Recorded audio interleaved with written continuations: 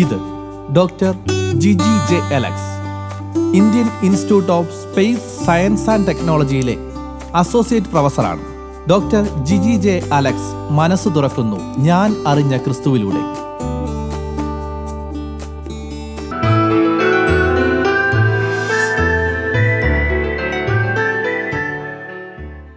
എല്ലാവർക്കും നമസ്കാരം.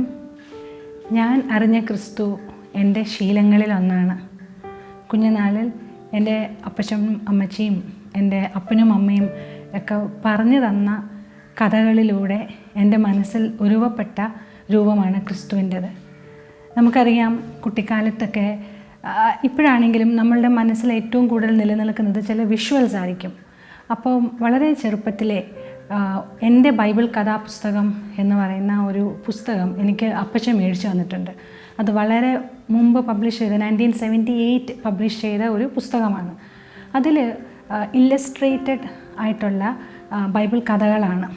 അതിലൊരു കഥ എപ്പോഴും മനസ്സിൽ നിൽക്കുന്ന ഒരു ചിത്രം എന്ന് പറയുന്നത് ഒരു കുഞ്ഞിനെ മടിയിലെടുത്ത് വെച്ചുകൊണ്ട് സംസാരിക്കുന്ന ക്രിസ്തുവിൻ്റെ ഒരു ചിത്രമുണ്ട്.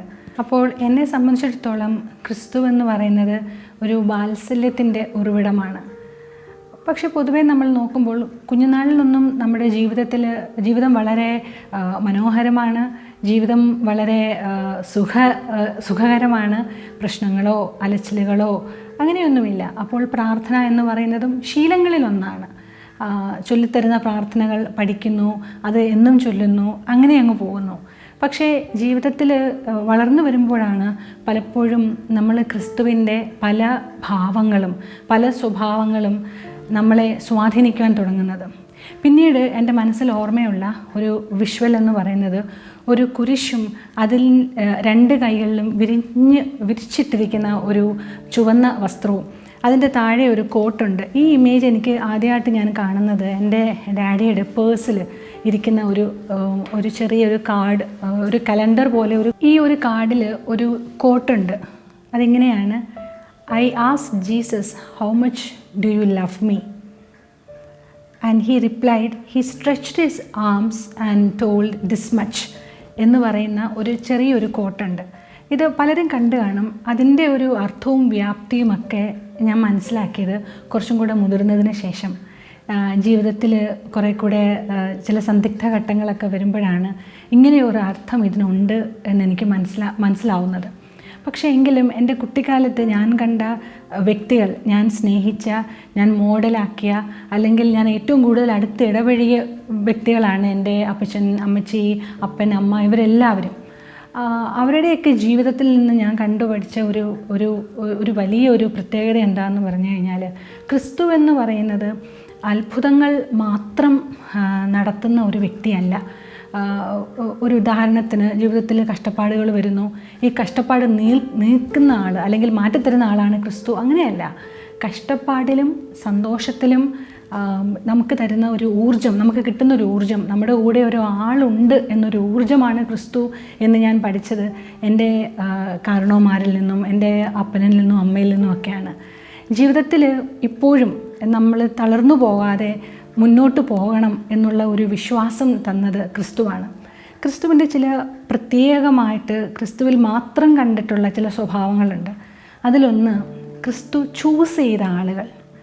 ഒരു ദൈവപുത്രൻ ചൂസ് ചെയ്യുമ്പോൾ എന്തൊക്കെ ക്വാളിറ്റീസ് അവർക്ക് വേണം. ഇപ്പോൾ നമ്മൾ സാധാരണ ഒരു വ്യക്തിയെ അല്ലെങ്കിൽ ഒരു പവറിലിരിക്കുന്ന ഒരാൾ എങ്ങനെയുള്ള വ്യക്തികളെ ആയിരിക്കും അവർ ചൂസ് ചെയ്യുക?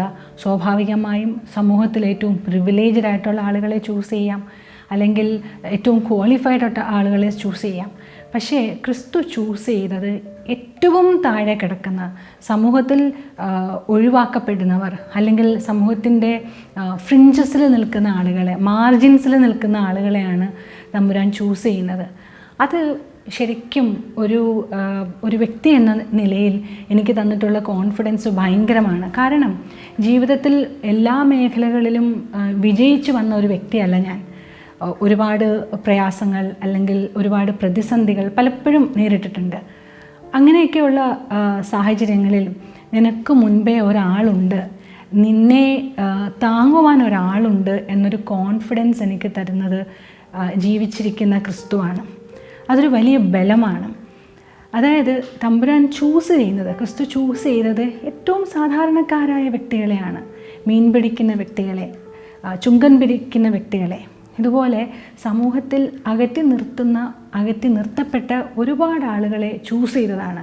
ഏറ്റവും ഒരു ബെസ്റ്റ് എക്സാമ്പിൾ പറയുകയാണെങ്കിൽ ഓശാന ഞായറാഴ്ചത്തെ ഓശാന ഞായർ എന്ന് നമ്മൾ ആഘോഷിക്കുന്ന ആ സംഭവത്തിൻ്റെ പിന്നിലുള്ളൊരു കഥയിൽ ജെറുസലേമിലേക്കുള്ള ഒരു വിജയഘോഷയാത്രയിൽ ക്രിസ്തു വരുന്നത് ഒരു കഴുതയുടെ പുറത്താണ്.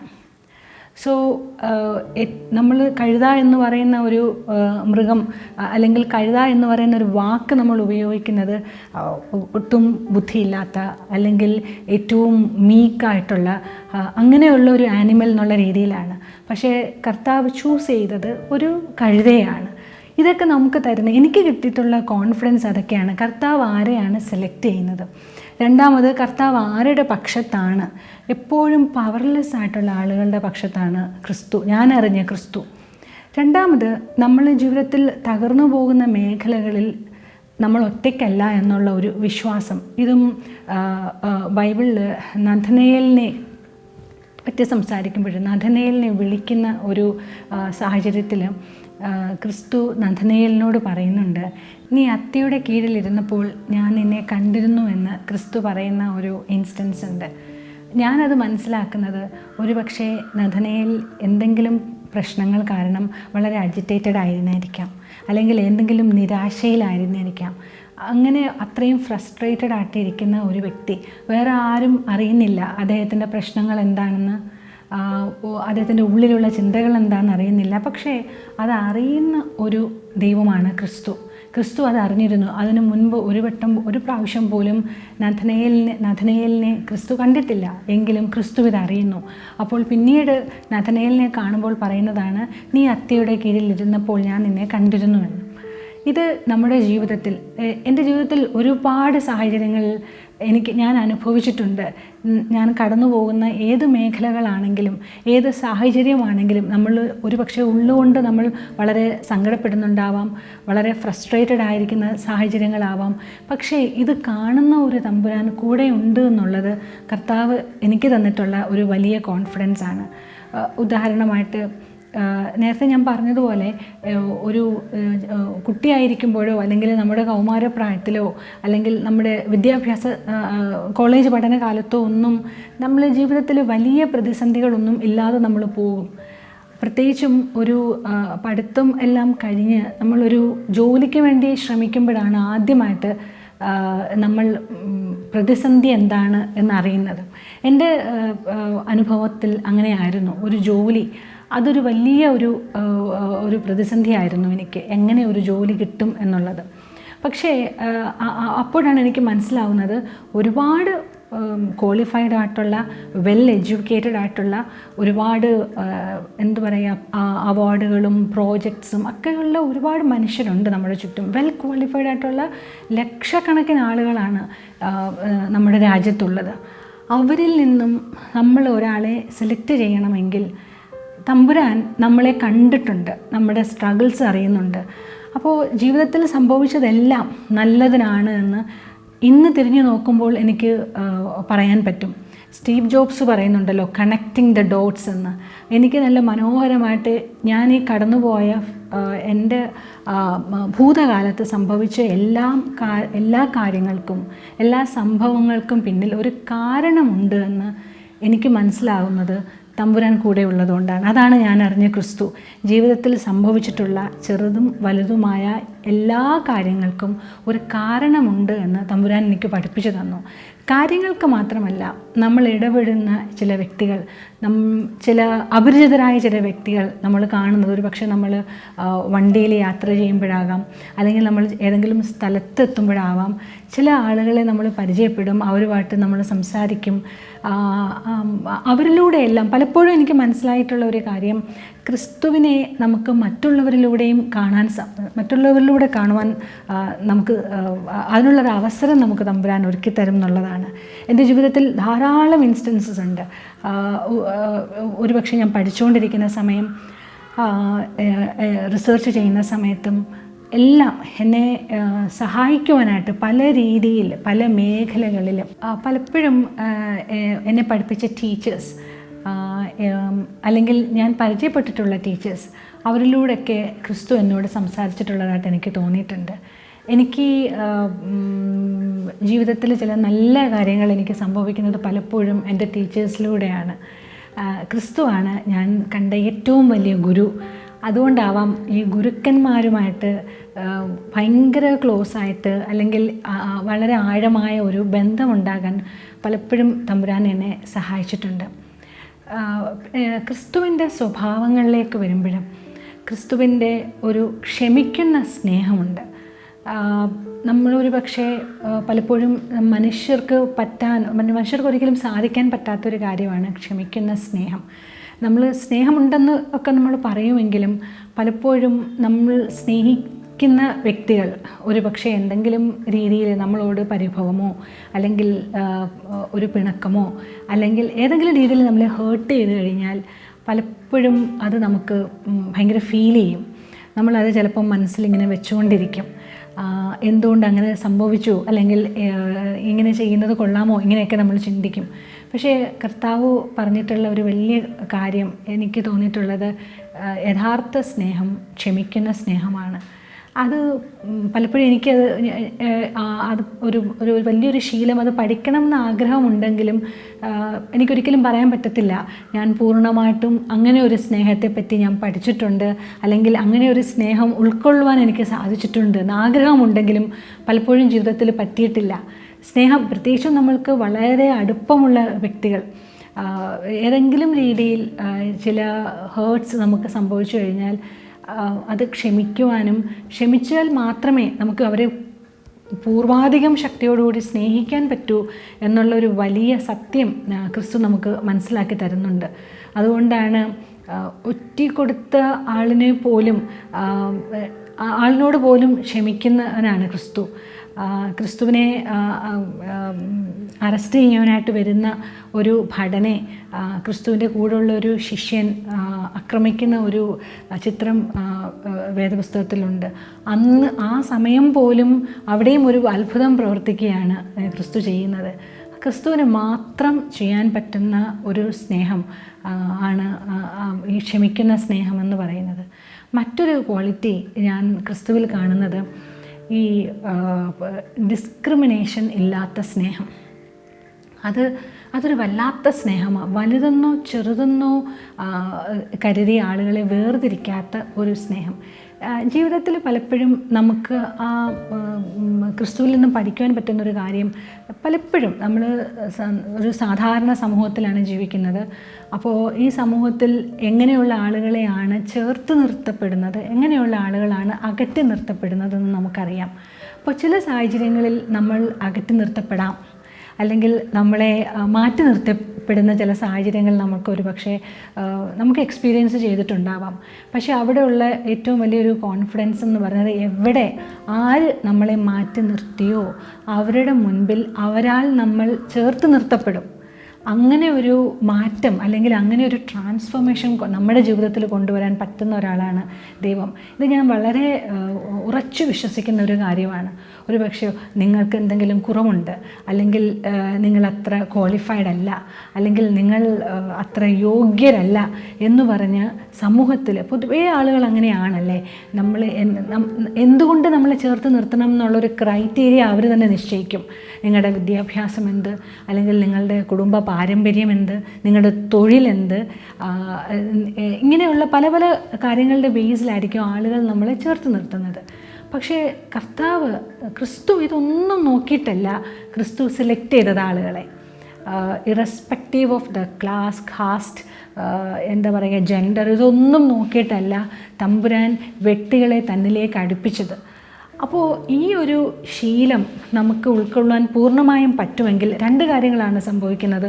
ഒന്ന്, നമ്മുടെ ജീവിതത്തിൽ നമുക്കും അതുപോലെ തന്നെ പെരുമാറാൻ, അതുപോലെ തന്നെ നമ്മുടെ ജീവിതത്തിൽ ക്രിസ്തുവിനെ നമ്മൾക്ക് ഇമിറ്റേറ്റ് ചെയ്യുവാൻ സാധിക്കും. നമ്മളും ജീവിതത്തിൽ വളരെയധികം പ്രതിസന്ധികളോ ചിലപ്പോൾ പ്രതിസന്ധികളൊന്നും തരണം ചെയ്യേണ്ടി വരത്തില്ല. വളരെ സ്മൂത്തായിട്ടായിരിക്കാം നമ്മൾ ജീവിതത്തിൽ മുന്നേറുന്നത്. ചിലപ്പോൾ ഒരുപാട് തടസ്സങ്ങളൊക്കെ നമ്മൾ സഹിക്കേണ്ടി വരും, ജീവിതത്തിൽ മുന്നേറും. നമ്മളൊരു പൊസിഷനിലായതിന് ശേഷം നമുക്ക് എന്തൊക്കെ ചെയ്യാൻ പറ്റും എന്നും ക്രിസ്തു കാണിച്ചു തരുന്നുണ്ട്. എങ്ങനെ ആളുകളെ ചേർത്ത് നിർത്താം. കാരണം ക്രിസ്തു നമുക്ക് കാട്ടിത്തന്ന ഏറ്റവും നല്ല മാതൃക സമൂഹത്തിൽ അരികത്തേക്ക് ഒതുക്കി നിർത്തപ്പെട്ടവരെ തൻ്റെ അടുത്തേക്ക് ചേർത്ത് നിർത്തുന്ന ഒരു രീതിയായിരുന്നു തമ്പുരാൻ്റേത്. And that's the best model that we could imitate. നമുക്ക് നമ്മുടെ ശീലമാക്കാൻ പറ്റുന്ന ഏറ്റവും വലിയ ഒരു സ്വഭാവ സവിശേഷതയാണത്. ഒഴിവാക്കപ്പെട്ടവരെ, അകറ്റി നിർത്തപ്പെട്ടവരെ ചേർത്ത് നിർത്തുക എന്ന്. ഇനി രണ്ടാമതൊരു കാര്യം, നമുക്ക് അനുഭവിക്കാൻ പറ്റുന്ന അല്ലെങ്കിൽ നമുക്ക് എക്സ്പീരിയൻസ് ചെയ്യാൻ പറ്റുന്ന മറ്റൊരു കാര്യം എന്ന് പറയുന്നത്, നമ്മളിലുള്ള എന്തെങ്കിലും കുറവ് കാരണം ആരെങ്കിലും നമ്മളെ ഒഴിവാക്കി എന്നുണ്ടെങ്കിൽ തീർച്ചയായും നമ്മളപ്പോൾ അനുഭവിക്കുന്ന ഒരു സങ്കടമുണ്ടല്ലോ. ഒരു പക്ഷേ നമ്മുടെ എന്താ പറയുക, പാരമ്പര്യക്കുറവോ അല്ലെങ്കിൽ സമൂഹം ആഗ്രഹിക്കുന്ന ചില പാരാമീറ്റേഴ്സ് ഉണ്ട്. അതൊന്നും ഒരുപക്ഷെ നമ്മൾ ക്വാളിഫൈഡ് ആകാത്തത് കാരണം നമ്മളെ അകറ്റി നിർത്തുകയോ ഒഴിവാക്കി നിർത്തുകയോ ഉള്ള സാഹചര്യങ്ങളിൽ തമ്പുരാൻ നമ്മളെ ആ ഒരു സ്റ്റേജിൽ നിന്നെല്ലാം മാറ്റും.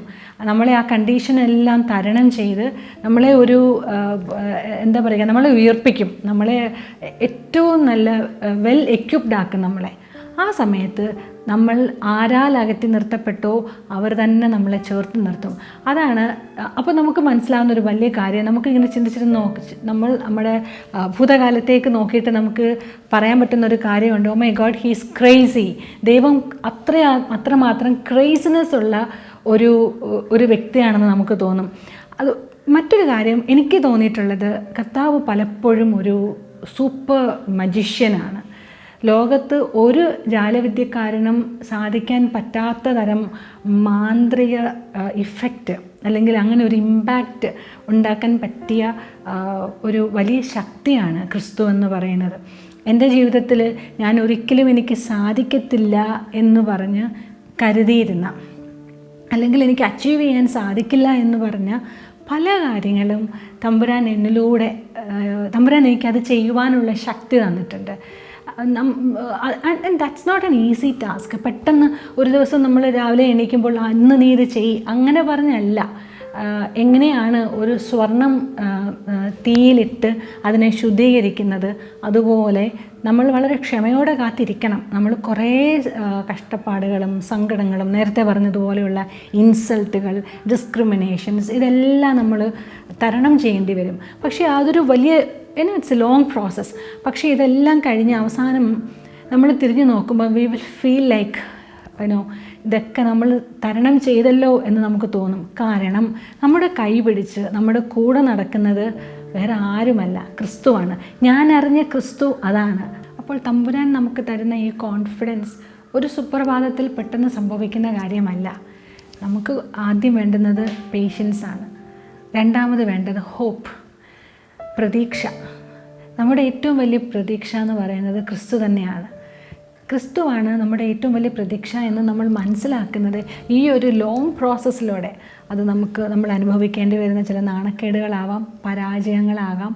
അപ്പോൾ ഞാൻ പഠിച്ചൊരു വലിയ പാഠം, പരാജയങ്ങളെ ഭയന്ന് ഓടി ഒളിക്കേണ്ട കാര്യമില്ല. നമ്മുടെ കഷ്ടപ്പാടുകളെയും നമ്മുടെ ദാരിദ്ര്യങ്ങളെയും പ്രതിസന്ധികളെയും നാണക്കേടുകളെയും അപമാനങ്ങളെയൊക്കെ വി ഷുഡ് എംബ്രേസ്. നമുക്കതിനെയൊക്കെ പുൽകുവാൻ, ചേർത്ത് നിർത്തുവാൻ നമുക്ക് സാധിക്കണം. കാരണം അതൊക്കെ നമ്മുടെ ജീവിതത്തിൽ സംഭവിച്ചതുകൊണ്ടാണ് നമുക്കിന്നൊരു നല്ല കാലം ദൈവം തന്നിരിക്കുന്നത്. ആൻഡ് ഇന്നിപ്പോൾ ഒരു നല്ല കാലം ഉണ്ടെങ്കിൽ and we are committed to Christ and to the people. നമുക്ക് അത് തന്ന തമ്പുരാനോടും നമ്മുടെ ചുറ്റുമുള്ളവരോടും ഉള്ളൊരു കമ്മിറ്റ്മെൻറ്റ് ഉണ്ട് എന്നുകൂടി നമ്മളെ ഓർമ്മിപ്പിക്കുകയാണ് നമ്മുടെ ജീവിതത്തിൽ തമ്പുരാൻ നൽകിയ വിജയം. ആൻഡ് ദാറ്റ് ടു, ഈ വിജയം എന്ന് പറയുന്നത് ഒരു സുപ്രഭാതത്തിൽ സംഭവിച്ച കാര്യമല്ല.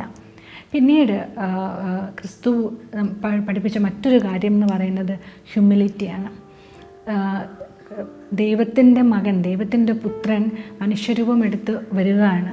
ക്രിസ്തു ഓൾ പവർഫുൾ കിങ് ആണ്. പക്ഷെങ്കിൽ ഒരിക്കലും രാജത്വം അല്ലെങ്കിൽ ഒരു രാജാവിൻ്റെ കിരീടവും ചെങ്കോലും സിംഹാസനവും ഇങ്ങനത്തെ ഇതുപോലെയുള്ള കാര്യങ്ങളൊന്നും ചേർത്ത് നിർത്തിയല്ലായിരുന്നു ക്രിസ്തുവിൻ്റെ പ്രവർത്തനം എന്ന് പറയുന്നത്. ക്രിസ്തു ജീവിച്ചതും ക്രിസ്തുവിൻ്റെ പരസ്യ ശുശ്രൂഷയും ക്രിസ്തുവിൻ്റെ മരണവും എല്ലാം ഒരു സാധാരണ മനുഷ്യനെ പോലെയാണ് ക്രിസ്തു. And that is the greatest model. ആ ഒരു സ്വഭാവം ക്രിസ്തു കാണിച്ചു തരുമ്പോൾ നമുക്ക് ഇമിറ്റേറ്റ് ചെയ്യാൻ പറ്റുന്നത് അല്ലെങ്കിൽ നമുക്ക് പ്രാവർത്തികമാക്കാൻ പറ്റുന്നത് എങ്ങനെ നമ്മൾ ഹമ്പിളായിരിക്കാം, എങ്ങനെ നമ്മൾ വിനയമുള്ളവരായിരിക്കാം. വളരെ എളുപ്പമാണ് നമുക്ക് വിനയമുള്ളവരായി നമുക്ക് അഭിനയിക്കാൻ. പക്ഷേ വിനയമുള്ളവരായി ജീവിക്കുവാൻ വളരെ പ്രയാസമാണ്. അത് നമ്മുടെ ഹൃദയത്തിൽ നിന്ന് വരണം. ഉദാഹരണമായിട്ട് ചില വ്യക്തികളെ കാണുമ്പോൾ നമുക്ക് അവരുമായിട്ട് സംസാരിക്കുമ്പോൾ നമുക്ക് മനസ്സിലാവും എത്ര ഉണ്ടായിട്ടും എത്ര അറിവുള്ളവരായിട്ടും അതിൻ്റെ ഒരു പ്രഭാവമൊന്നും കാണിക്കാതെ അവർ വളരെ സാധാരണക്കാരെ പോലെ നമ്മളോട് സംസാരിക്കുമ്പോൾ, ചില അധ്യാപകർ ചില വലിയ മനുഷ്യരോട് സംസാരിക്കുമ്പോൾ നമുക്ക് ഈ മാതൃകകൾ കാണുവാൻ സാധിക്കും. ക്രിസ്തു കാട്ടിത്തന്ന മാതൃക, ജീവിതത്തിൻ്റെ ഏറ്റവും നല്ലൊരു മാതൃക എന്ന് പറയുന്നത് ജീവിതത്തിൽ വിനയമുള്ളവരായിരിക്കുക എന്നുള്ളതാണ്. രണ്ടാമതൊരു വലിയ ക്വാളിറ്റി പറയുന്നത് പ്രാർത്ഥനാ ജീവിതം. തമ്പുരാൻ ക്രിസ്തുവിൻ്റെ ജീവിതത്തിലുടനീളം ധാരാളം അത്ഭുതങ്ങൾ പ്രവർത്തിച്ചിട്ടുണ്ട്. ഈ അത്ഭുതങ്ങളിലെല്ലാം പെട്ടെന്ന് ഒരു അത്ഭുതം നടത്തുകയല്ല, നിരന്തരം പിതാവിനോട് സംസാരിക്കുന്നവനായിരുന്നു ക്രിസ്തു. അത് ചിലപ്പോൾ ജനങ്ങളോട് ചേർന്ന് ഒരു ഗ്രൂപ്പായിട്ട് നിന്ന് ഉള്ളൊരു പ്രാർത്ഥനയുണ്ട്. അതല്ലാതെ ഏകാന്തതയിൽ ദൈവത്തോട് സംസാരിക്കുന്ന ഒരു ക്രിസ്തുവിനെ നമുക്ക് കാണുവാൻ സാധിക്കും. എൻ്റെ ജീവിതത്തിൽ എനിക്ക് ഏറ്റവും ഇഷ്ടപ്പെട്ട ഒരു ഇമേജ് ഗാഗുൽത്ത മലയിൽ ഇരുന്ന് പ്രാർത്ഥിക്കുന്ന ഒരു ക്രിസ്തുവിൻ്റെ ചിത്രമുണ്ട്. ക്രിസ്തു ഒറ്റയ്ക്കിരുന്ന് ദൈവത്തിനോട് സംസാരിക്കുന്ന ഒരു ചിത്രം. It's A communication between two people. അവിടെ നമ്മുടെ ഹൃദയത്തിലുള്ള എല്ലാ ആകുലതകളും പറയാം, എല്ലാ സങ്കടങ്ങളും പറയാം, നമ്മുടെ സന്തോഷങ്ങളും നമുക്ക് പറയാം. അപ്പോൾ നിരന്തരം ഇങ്ങനെയൊരു communication, there is somebody with you എന്നുള്ള ഒരു ആത്മവിശ്വാസം തരുന്ന ഒരു പ്രക്രിയയാണ്. ദൈവവും നമ്മളുമായിട്ട് ഉള്ള ബന്ധത്തെ ഊട്ടിയുറപ്പിക്കുന്ന ഒരു പ്രക്രിയയാണ് പ്രാർത്ഥന. ക്രിസ്തു കാണിച്ചു തന്ന ക്രിസ്തുവിൻ്റെ സ്വഭാവത്തിലെ മറ്റൊരു സവിശേഷതയായിരുന്നു ഈ പ്രാർത്ഥന എന്ന് പറയുന്നത്. നമ്മൾ നേരത്തെ പറയുന്നത് പോലെ വിനയത്തിനോട് ചേർന്ന് നമുക്ക് ചിന്തിക്കാൻ പറ്റുന്ന ക്രിസ്തുവിൻ്റെ മറ്റൊരു ഹാബിറ്റ്, മറ്റൊരു ശീലം എന്ന് പറയുന്നത് അനുസരണം. ദൈവത്തിൻ്റെ പുത്രനാണ്, എന്ത് അത്ഭുതങ്ങളും നടത്താൻ പറ്റുന്ന ശക്തിയുള്ള ഒരു മനുഷ്യനാണ്. പക്ഷെ അതൊന്നും മുറുകെ പിടിക്കാതെ ദൈവം എന്താണോ എന്നിൽ നിന്ന് ആഗ്രഹിക്കുന്നത് അതിന് വിനയപ്പെടുക എന്ന് പറയുന്നത് ക്രിസ്തുവിന് മാത്രം സാധിക്കുന്ന ഒരു പ്രത്യേകതയാണ്. അല്ലെങ്കിൽ ക്രിസ്തുവിൻ്റെ മാത്രമായിട്ട് നമുക്ക് കാണുവാൻ പറ്റുന്ന ഒരു സ്വഭാവമാണ്. ഈ ശീലങ്ങളെല്ലാം ഒരു സാധാരണ വ്യക്തി എന്നുള്ള രീതിയിൽ എനിക്ക് നൽകിയിരിക്കുന്ന കോൺഫിഡൻസ് ഭയങ്കരമാണ്. നമ്മൾ ചിലപ്പോൾ പ്രത്യേകിച്ച് നമ്മൾ ജീവിതത്തിൽ അല്ലെങ്കിൽ നമ്മൾ ചില ആളുകളുമായിട്ട് ഇടപെടുമ്പോൾ നമുക്ക് മനസ്സിലാകാം ഭയങ്കരമായി വിസിബിലിറ്റി ആഗ്രഹിക്കുന്ന അല്ലെങ്കിൽ വിസിബിലിറ്റിക്ക് നമ്മൾ വാലിഡിറ്റി കൊടുക്കുന്ന ഒരു ലോകമാണ്. ഭയങ്കരമായ ഒച്ചപ്പാടും ബഹളവും ഒക്കെയുള്ളൊരു ലോകമാണ്. ഈ ലോകത്ത് നമ്മൾ ജീവിക്കുമ്പോൾ ചില കാര്യങ്ങൾ, ചില ശീലങ്ങൾ ക്രിസ്തുവിൻ്റേത് മാത്രമായി നമുക്ക് ഉൾക്കൊള്ളാൻ പറ്റുന്നതിൽ ഒന്ന് എന്ന് പറയുന്നത്, even if we are not visible, നമ്മൾ ഈ ലോകത്തിന് മുമ്പിൽ ഒരുപക്ഷെ നമ്മൾ കാണപ്പെടുന്നില്ലെങ്കിലും നമ്മൾ ചെയ്യുന്നതും നമ്മൾ ചിന്തിക്കുന്നതും നമ്മളുടെ അധ്വാനവും എല്ലാം കാണുന്ന ക്രിസ്തു നമ്മുടെ കൂടെ ഉണ്ട് എന്നുള്ളതാണ്. അതിന് ഫലം ഉണ്ടാവും തീർച്ചയായിട്ടും. ഒരുപക്ഷെ മനുഷ്യർ അല്ലെങ്കിൽ നമ്മുടെ ചുറ്റുമുള്ളവർ നമ്മളെ കാണേണ്ടവരെന്ന് നമ്മൾ കരുതുന്ന ആളുകൾ ഒരുപക്ഷെ നമ്മുടെ പ്രവൃത്തികളോ നമ്മൾ ചെയ്യുന്ന നല്ല കാര്യങ്ങളോ നമ്മൾ അച്ചീവ് ചെയ്യുന്ന നേട്ടങ്ങളോ ഒരുപക്ഷെ അപ്രിഷ്യേറ്റ് ചെയ്തെന്ന് വരില്ല, അല്ലെങ്കിൽ അതൊരു അക്കംപ്ലിഷ്മെൻ്റ് ആണ് എന്ന് കരുതിയെന്ന് വരില്ല. പക്ഷേ ഇങ്ങനെയുള്ള സാഹചര്യങ്ങളിലെല്ലാം നമ്മളെ ചേർത്ത് നിർത്തി you have done it well, നീ മിടുക്കനാണ്, അല്ലെങ്കിൽ നീ മിടുക്കിയാണ്, നീ നല്ല കാര്യമാണ് ചെയ്തത് എന്ന് പറയുന്ന നിശബ്ദമായി നമ്മളോട് സംസാരിക്കുന്ന ഒരു ശബ്ദമാണ് ക്രിസ്തു എന്ന് പറയുന്നത്. എന്നെ സംബന്ധിച്ചിടത്തോളം എനിക്ക് പലപ്പോഴും ആ ശബ്ദം കേൾക്കുവാൻ പറ്റിയിട്ടുണ്ട്, ആ ഒരു പ്രസൻസ് എനിക്ക് ഫീൽ ചെയ്യാൻ പറ്റിയിട്ടുണ്ട്. കാരണം ക്രിസ്തു എൻ്റെ ഉള്ളിലുണ്ട്, ക്രിസ്തു എൻ്റെ ഒരു ശീലമാണ്. അപ്പോൾ ക്രിസ്തു നമുക്ക് തരുന്ന ഏറ്റവും വലിയ കോൺഫിഡൻസ് എന്ന് പറയുന്നത്, എന്തൊക്കെ പ്രതിസന്ധികളുണ്ടെങ്കിലും എന്തൊക്കെ പ്രശ്നങ്ങളുണ്ടെങ്കിലും ഹീസ് ദ ഗ്രേറ്റസ്റ്റ് മജീഷ്യൻ. നമ്മളെ ഏറ്റവും അധികം നമ്മളെ ചേർത്ത് നിർത്തുന്നത്, നമുക്ക് ചേർന്ന് നിൽക്കാവുന്നതുമായിട്ടുള്ള ഒരു സൂപ്പർ മാനാണ്, അല്ലെങ്കിൽ ഒരു സൂപ്പർ പവറാണ് ക്രിസ്തു എന്ന് പറയുന്നത്. ക്രിസ്തുവിൻ്റെ എല്ലാ ശീലങ്ങളും, സ്നേഹവും ക്ഷമയും, ക്രിസ്തു സഹിച്ച നാണക്കേടുകളും, ഇതെല്ലാം നമുക്ക് കാണിച്ചു തരുന്നത് നീ ഒറ്റയ്ക്കല്ല, നിൻ്റെ കൂടെ നിന്നെ ചേർത്ത് നിർത്തുവാനായിട്ട്, നിൻ്റെ ഏറ്റവും വലിയ ബലമായിട്ട് ഞാനുണ്ട് എന്നുള്ള ഒരു കോൺഫിഡൻസാണ്.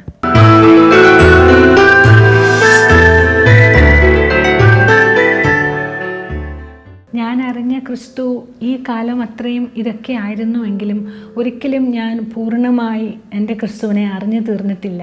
ഇനിയും ഏറെ അറിയുവാനുണ്ട്.